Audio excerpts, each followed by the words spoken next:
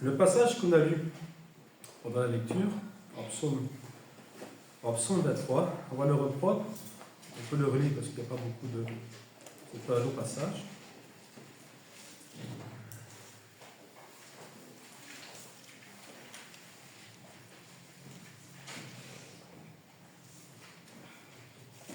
L'Éternel est mon berger, je ne manquerai de rien. Il me fait reposer dans de verts pâturages, il me dirige près des eaux paisibles, il restaure mon âme. Il me conduit dans les sentiers de la justice à cause de son nom. Quand je marche dans la vallée de l'ombre de la mort, je ne crains aucun mal, car tu es avec moi. Ta houlette et ton bâton me rassurent. Tu dresses devant moi une table en face de mes adversaires. Tu ouaies d'huile ma tête et ma coupe déborde. Oui, le bonheur et la grâce m'accompagneront tous les jours de ma vie, et j'habiterai dans la maison de l'Éternel jusqu'à la fin de mes jours.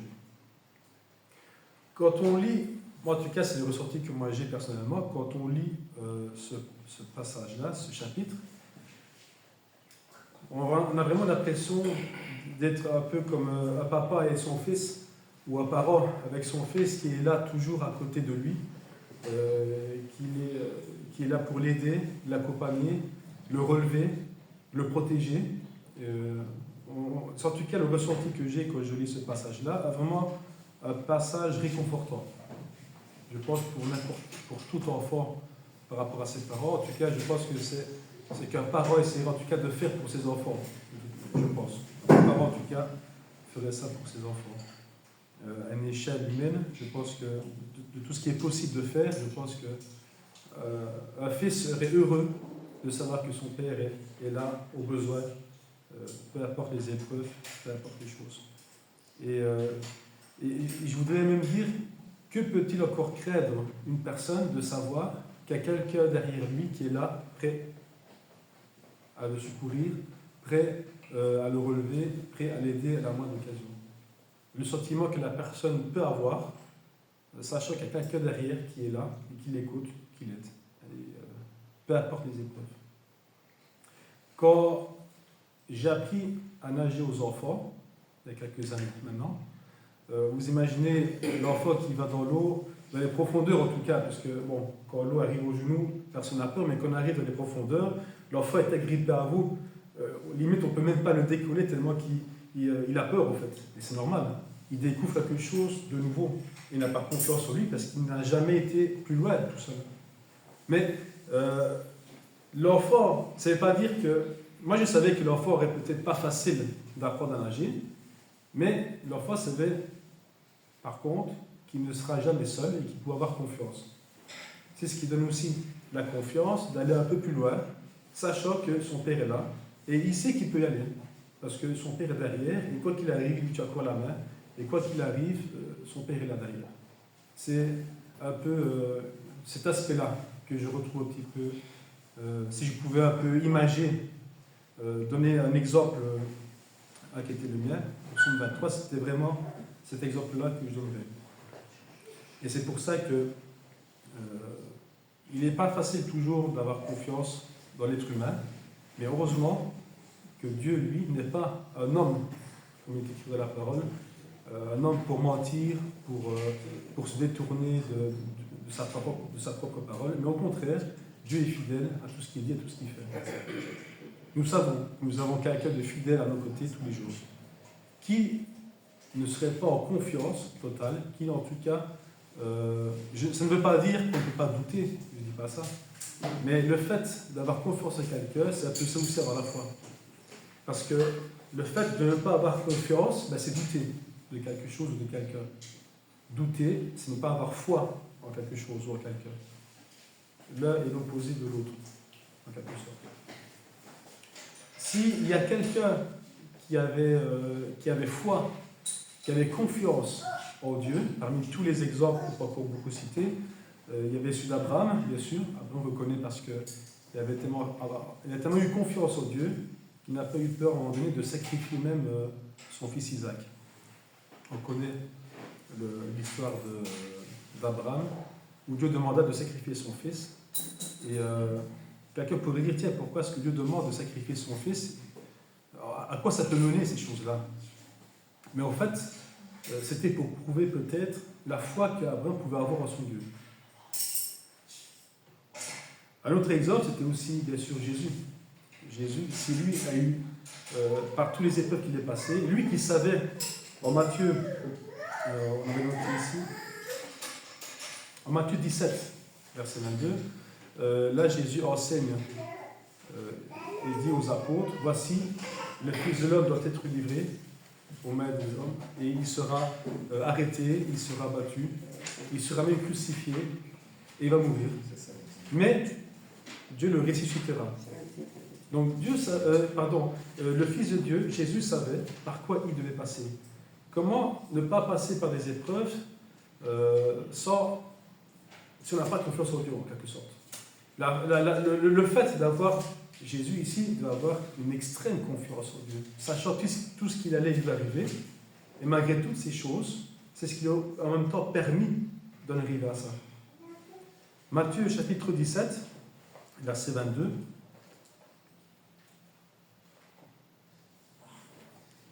Matthieu 17, verset 22. Pendant qu'il parcourait la Galilée, Jésus leur dit, donc là il parle aux disciples, le Fils de l'homme, donc lui-même, doit être livré entre les mains des hommes. Ils le feront mourir, et le troisième jour, il ressuscitera. Ils furent profondément attristés de ce que Jésus leur maître leur avait enseigné. Un autre passage, en Hébreux chapitre 12, en Hébreux chapitre 12,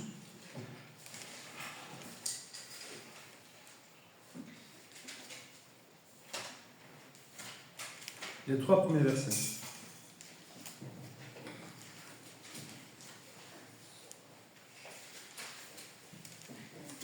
Nous donc aussi, puisque nous sommes environnés d'une si grande nuée de témoins, rejetons tout fardeau et le péché qui nous enveloppe si facilement, et courons avec persévérance de la carrière qui nous est ouverte, ayant les regards sur Jésus, le chef et le consommateur de la foi, qui, en vue de la joie qui lui était réservée, a souffert la croix, méprisé une humilie, et s'est assis à la droite du trône de Dieu.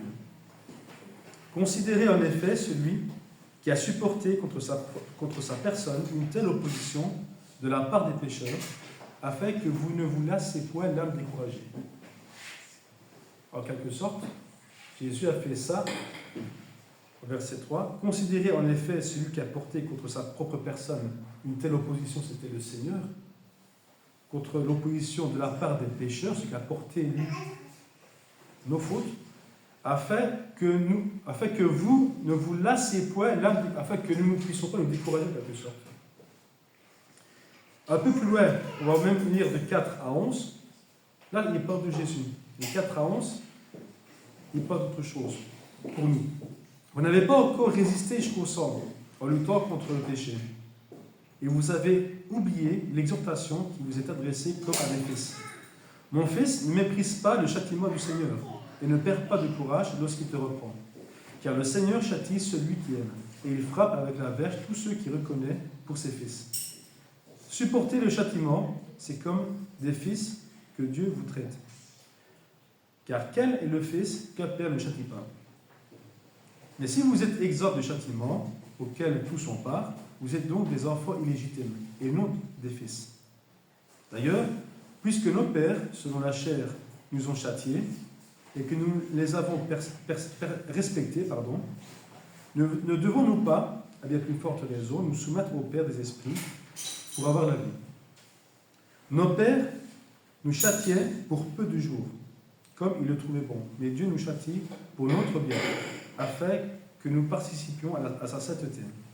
Il est vrai que tout châtiment soit d'abord un sujet de tristesse et non de joie, mais il produit plus tard, pour ceux qui ont été ainsi exercés, un fruit paisible de justice.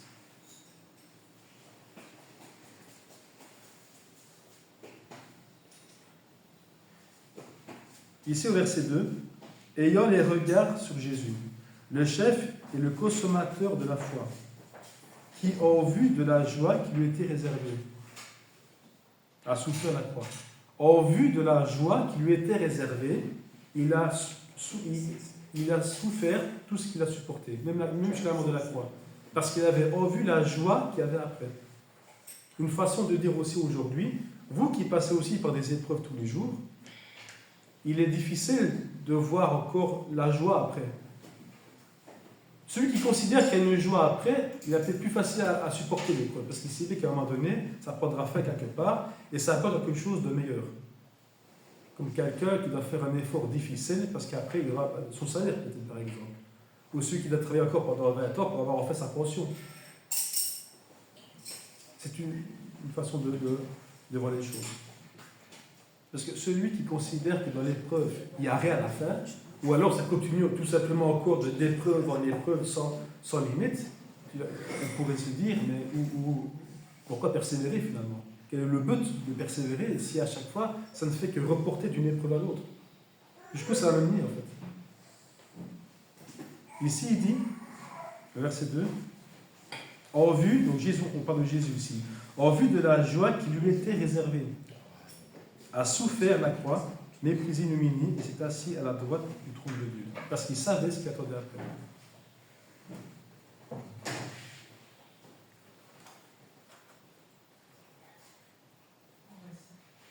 Au verset 16, en ceux qui n'est ni impudique ni profane, comme Ésaü, et pour le mettre. Non, pardon.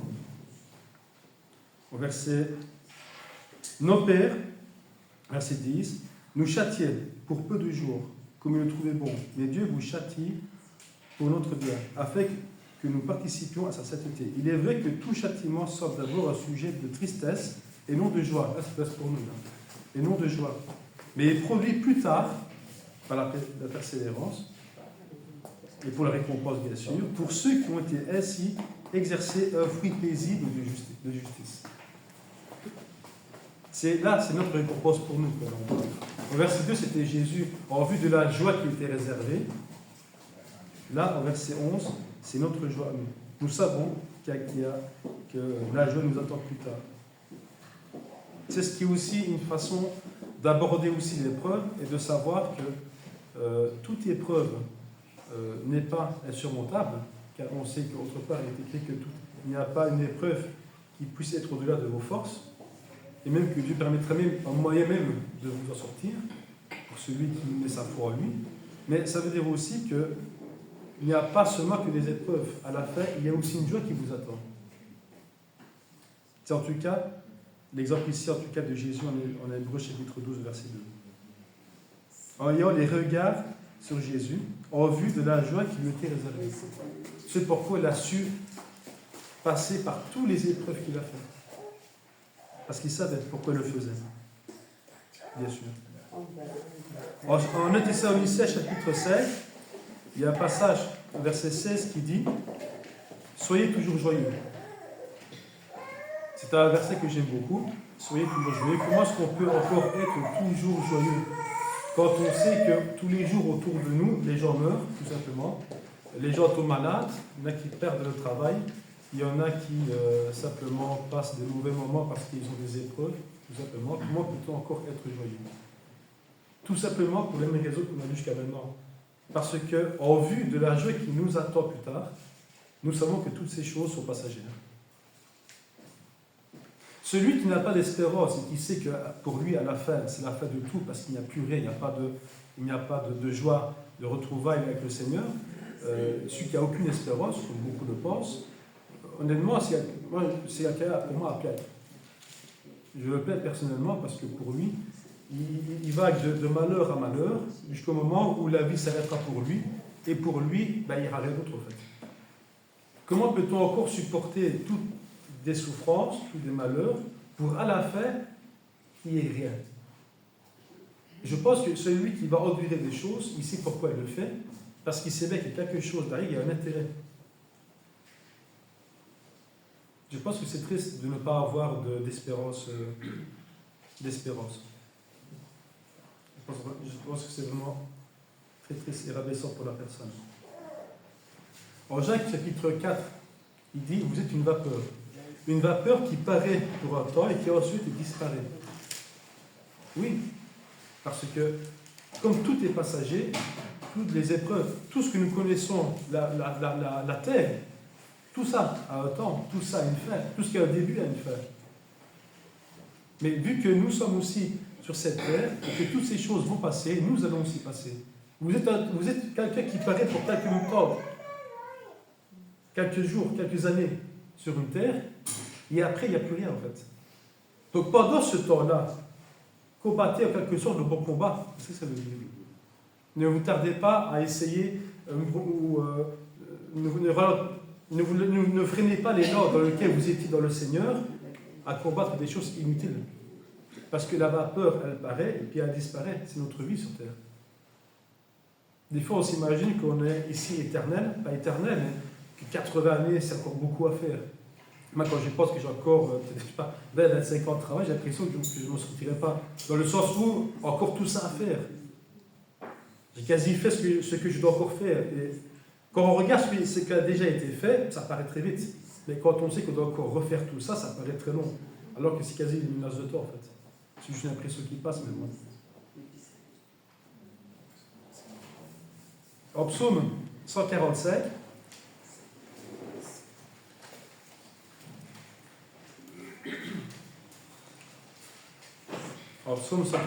le verset 18 et 19.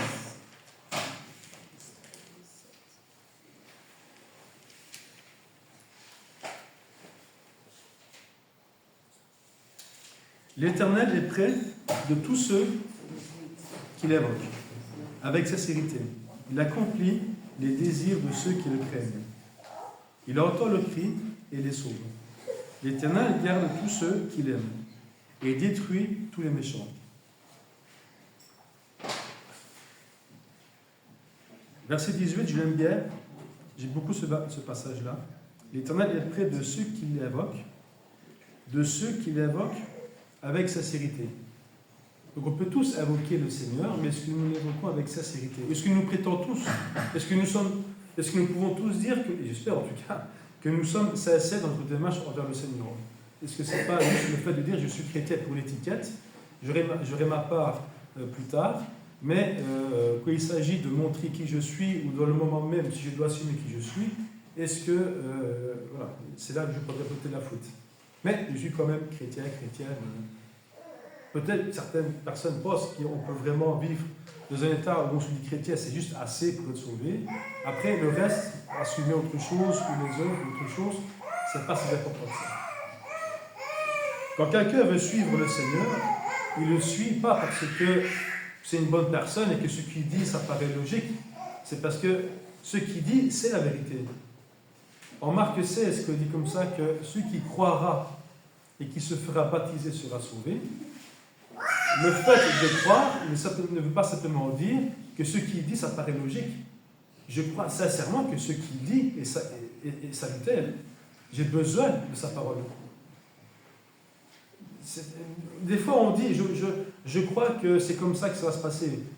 Aujourd'hui, quand on dit ça, je crois que, ça veut plutôt dire, je ne suis même pas certain peut-être.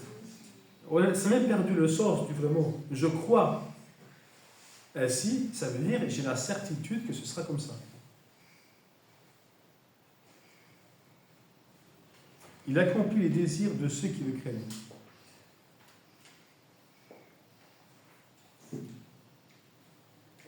L'Éternel est près de ceux qui l'invoquent, mais alors avec sincérité. Encore une fois, pas d'hypocrisie. Pas avec Dieu, en tout cas, ça ne marchait pas. On l'a vu tantôt pendant l'étude. Dieu connaît toutes choses. Même si je n'ai pas encore, quand même je n'ai pas encore parlé, il sait déjà ce que je vais dire. Parce qu'il voit au plus profond, dans le cœur des hommes, dans nos pensées. Il connaît nos envies. Il accomplit les désirs de ceux qui le craignent. Tantôt on parlait d'Abraham, au chapitre 22 dans la Genèse, quand il a voulu sacrifier à la demande de Dieu son fils. Abraham, en Genèse 22, dit au verset 12,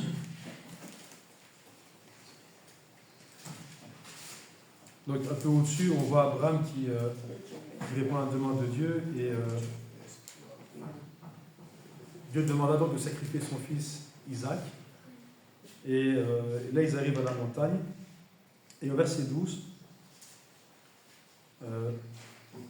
verset 10, pardon. Puis Abraham étendit la main, il prit le couteau pour l'égorger son fils.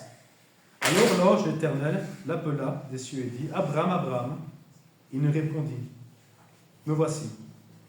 Verset 12, l'ange dit, n'avance pas ta main sur l'enfant et ne lui fais rien, car je sais maintenant que tu crains Dieu et que tu n'as pas refusé ton fils, ton unique. Je sais maintenant que tu crains Dieu. Le signe n'était pas pour Dieu, il était pour lui-même, je pense. Je ne pense pas qu'Abraham avait envie d'ôter la vie de son propre fils, son unique, avec sa femme, en tout cas. Mais la crainte de Dieu, le respect qu'il avait, la confiance en Dieu, savait que par rapport à ça, à son propre fils qu'il avait tué, que par après, il allait avoir une bonne descendance. Il avait confiance en Dieu quoi qu'il arrive. Mais quelle confiance il avait par rapport à la joie, en référence avec Jésus en Hébreux chapitre 12, par rapport à la joie qu'il attendait, c'est ce qui a permis de supporter toutes les épreuves de la vie. Au verset 16, il dit, là c'est Dieu qui parle, je le jure par moi-même, parole de l'Éternel, parce que tu as fait cela et que tu n'as pas refusé ton fils unique, je te bénirai et je multiplierai ta postérité, comme les étoiles du ciel, comme les sables qui sont au bord des mers, et ta postérité possédera les portes et les ennemis, et ainsi de suite. C'était la promesse que Dieu lui avait faite, à travers son fils Isaac. Parce que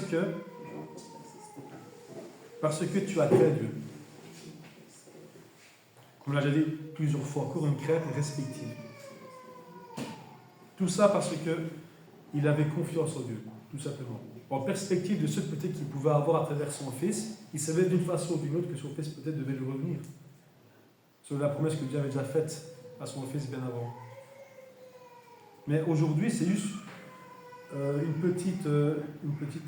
encouragement plutôt, parce qu'aujourd'hui, même si nous avons conscience que Dieu existe et que nous sommes persuadés, parce que nous sommes encore ici ce matin, des fois dans les épreuves, on oublie que la joie qui nous attend plus tard. Et la joie qui nous attend plus tard mérite certainement aujourd'hui quelques épreuves sur terre. Vous êtes encore une fois, en Jacques 4, 14, il dit, vous êtes une vapeur qui paraît pour un peu de temps et qui ensuite disparaît.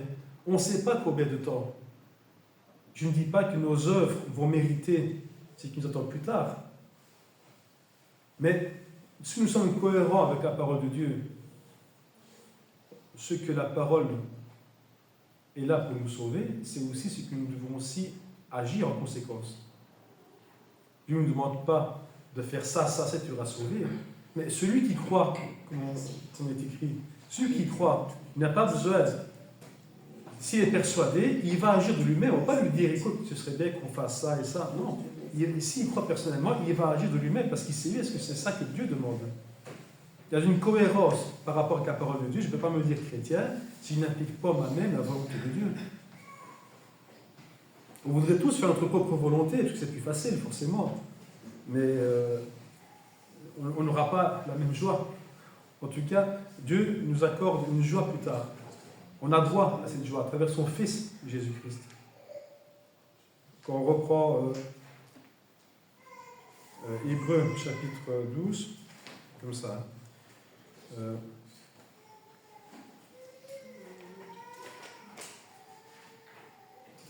Considérez, verset 3, en effet, celui qui a supporté contre sa personne, donc celle de Jésus, une telle opposition de la part des pécheurs, afin que vous ne vous lassiez point l'âme découragée. C'est un exemple pour nous. Lui qui a subi bien plus que ce que nous, on peut encore subir aujourd'hui.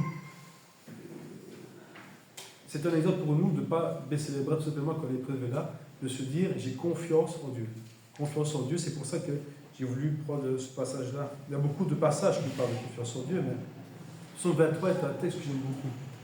Et quand on lit ça, on a vraiment l'impression que d'être le parent qui est derrière, qui est prêt à être derrière quand l'enfant a besoin, ou un peu comme un enfant qui apprend à à rouler en vélo. Ben, d'abord, on est toujours derrière l'enfant, et jusqu'au moment où il prend plus confiance, et après il va, il est toujours prêt, s'il tombe, à le rattraper, et finalement l'enfant après prend confiance, il arrive très bien. Et c'est un peu ça l'image en tout cas, je me suis faite. Une confiance totale. Parce que pour l'enfant, l'adulte, le papa ou la maman, ben, c'est les plus forts du monde. Hein. À un certain âge, en tout cas, hein, pour chaque enfant, ses parents, le papa, c'est le plus fort, la maman, c'est la meilleure du monde. C'est l'image qu'on a de chacun de ses parents, à un moment donné. Et on a confiance en eux, parce que même si eux savent qu'ils ne sont pas capables, ben, l'aspect qu'ils donnent de confiance à leur enfant permet à l'enfant, lui en tout cas, d'y aller. Même si le papa peut douter, la maman peut douter, l'enfant, lui, s'il veut que les parents soient en confiance, mais bon, nous sommes humains. Je peux me tromper. Mais quand nous savons que le papa qu'on a, le parent qu'on a, c'est Dieu, je pense qu'on peut avoir une totale confiance, comme il est logique d'avoir à travers la parole de Dieu, et foncer les yeux fermés. Sachant que la joie qui nous attend après est grandiose, c'est merveilleuse. Donc, si on veut en tout cas mériter, si on veut avoir part à cette joie qui nous attend, je pense qu'il n'est pas difficile de supporter les épreuves sur terre. Ça peut être tout. Et ça ne veut pas dire que ce sera facile. Mais Dieu en tout cas sera là. Et la moindre occasion où on est fatigué, où on tombe, où on chute, où on a un manque de courage, Dieu par contre, lui sera là pour à chaque fois nous relever et nous accompagner et nous pousser. Des fois, on oublie à quel point, des fois, on se sent seul parce qu'on se dit, je suis tout seul à surmonter ça, mais au fait, personne n'est jamais seul. Dieu est toujours là, quelque part. C'est parce qu'au moment où il y a l'épreuve, on ne voit toujours que le plus compliqué, on voit toujours le plus difficile. On se dit, j'ai un examen, il faut que j'étudie parce que là, c'est stressant et c'est normal. Et il faut que je sois prêt, il faut que je sois prête. Je dois faire un travail, je dois me présenter devant mon futur employeur. Je vais montrer que je suis à la hauteur, je dois montrer que j'ai confiance en moi. Est-ce que je serai à la hauteur? Est-ce qu'ils vont voir est-ce qu'ils seront contents de moi après une semaine? C'est normal d'avoir des craintes. Mais quand on a confiance en soi, c'est important. Ça permet de relever chaque épreuve. On peut avoir confiance en soi, c'est pas contradictoire. Mais je pense que la confiance en soi, pour une fois, le soi, c'est soi-même, c'est humain. Je peux me laisser guider par mes propres émotions, par mes envies, qui peuvent me guider dans un chemin qui n'est pas forcément bon pour moi. Parce que ce sont mes envies. Dieu, lui, qui connaît. Et la parole est là pour nous instruire. On n'a pas de raison pour dire, je ne connais pas le chemin à prendre. Après, c'est nous qui décidons alors de prendre un autre chemin. Ça, c'est autre chose. Mais en tout cas, la joie qui nous est réservée, c'est celle qui est ici. Si on est conscient, je pense qu'on est conscient de ça, je pense que on devrait, moi en tout cas, je dis ça pour moi, je devrais y penser un peu plus, ce qui permettrait de surmonter chaque épreuve, en tout cas, de minimiser la chose, je veux dire. Parce qu'il est facile de se laisser déborder par les choses. On n'a pas toujours Dieu en tête, mais on devrait tâcher en tout cas de, au moins se rappeler un peu plus que Dieu est là et que Dieu n'abandonne pas ses enfants. Il y a un passage que j'aime beaucoup aussi dans les Béatitudes où il dit comme ça, recherchez premièrement la justice et le royaume des cieux et toute autre chose dont vous avez besoin vous sera accordée. Mais recherchez premièrement d'abord sa justice et son royaume. C'est par quoi nous sommes, dans d'autres passages, il dit que vous êtes des ambassadeurs, nous devons défendre ce royaume, nous devons chercher sa justice. Et toutes ces choses, en fait, on parle encore de cohérence. Si on veut être cohérent avec la parole de Dieu, on doit aussi intervenir quelque part. Et c'est ça qui est important, juste simplement de revoir quelques passages qu'on a fait tantôt. J'en avais besoin, en tout cas moi, de revoir ces passages-là. J'étais content de parler de ça parce que j'ai besoin aussi de me rappeler à chaque moment de la vie que Dieu est là, tout simplement. Comme un papa et sa maman qui disent à ses enfants, on est là, ne tracasse pas, tu peux faire, s'il y a besoin, on est là. L'enfant, lui, peut partir tranquille, il sait bien que derrière, papa et maman sont là pour s'il y a un problème. Si on part dans cette optique-là, je sais que Dieu est là, et il est là, de toute façon, ça c'est certain. Mais si on prend réellement conscience de ça, je pense que ça nous aiderait beaucoup à surmonter les épreuves et à y avoir plus confiance en Dieu. Parce que la confiance en Dieu apporte à surmonter l'épreuve, remonter l'épreuve apporte à la confiance en soi aussi et à Dieu. Parce que quelqu'un qui apprend à nager n'a pas confiance en lui parce qu'il n'apprend pas, il ne sait pas nager. Quand l'enfant sait nager ou sait rouler en vélo, les grandes profondeurs ne lui font pas peur. Rouler en vélo, pour lui, devient banal, simple. Il ne calcule même pas le stress, mais je pourrais tomber, ça ne vient même pas à l'esprit. Celui qui va nager, quand il sait nager, il ne pense pas qu'il va se noyer. Parce qu'il dit, non, je sais nager, je ne vais jamais me noyer. Donc, si on est comme ça, en me disant, Dieu est avec moi, je pense que ça pourrait changer pas mal de choses dans nos vies. La confiance en Dieu. Le psaume 23 commence par le bon berger. Ouais.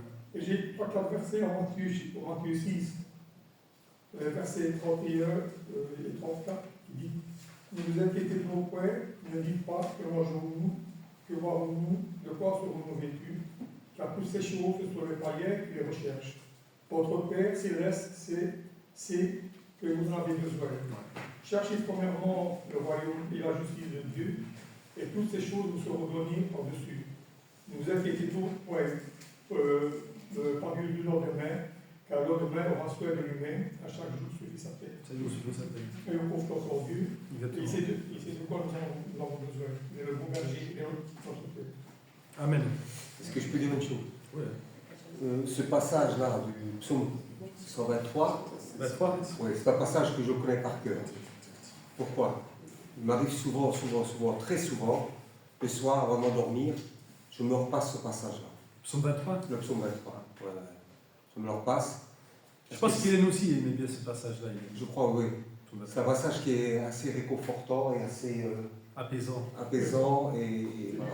Ça porte Réconfort. du réconfort. Du réconfort, oui. On parlait avec André, il a parlé il n'y a pas longtemps de la paix.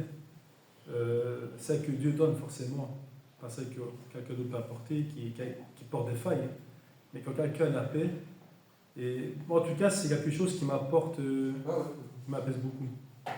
Ouais. Pour celui en tout cas qui remet ça qui est conscient que ces choses-là sont réelles. Parce que des fois on lit ça et on se dit, oui, Dieu a écrit ça il y a plus ou moins 3000 ans maintenant, et c'est un temps bien précis, maintenant peut-être que ça a changé. Mais non. La parole de Dieu demeure éternellement efficace hier, aujourd'hui, comme écrit, et demain. C'est nous qu'on se met des excuses encore pour dire, oui, peut-être que... Non, Dieu ne change pas. Nous, on change, mais Dieu, lui, ne change pas.